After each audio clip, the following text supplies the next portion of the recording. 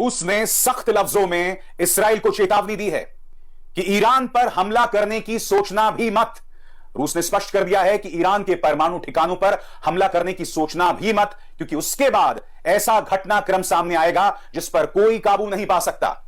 तो बड़ा सवाल यही किया जा रहा है कि एक अरसे से जो इस्राएल खामोश है, क्योंकि कहा जा रहा था कि 7 अक्टूबर को इस्राएल ईरान पर हमला करेगा, हमास की हमले के बरसी पर, मगर ऐसा बेंजामिन नेतन्याहू करते नहीं है, ऐसा इस्राएल करता नहीं है। इस बीच रूस की चेतावनी सामने उभर कर आती है, उनके विदेश मंत्री की चेतावनी सामने उभर कर आती है।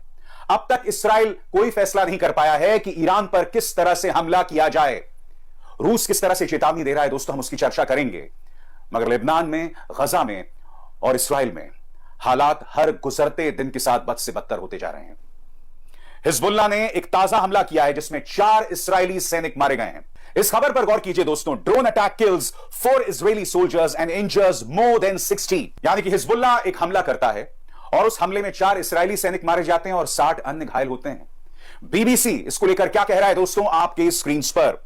4 soldiers have been killed and more than 60 others have been injured in a drone strike targeting an army base in northern Israel, the Israeli Defense Force IDF has said। यह हमला होता है एक आर्मी बेस पर दोस्तों, और यह army base है उत्तरी इस्राएल में। यह जानकारी किसी और ने नहीं, खुद IDF ने दी है। आगे, the IDF added 7 soldiers had been severely injured in the attack on a base adjacent to Binyamina, a town around 20 miles to the south of Haifa। IDF ये भी बताता है दोस्तों, हाइफा, याद कीजिए हाइफा वो शहर है जहां हाल ही में हिजबुल्लाह ने बड़ी तादाद में हमले किए थे।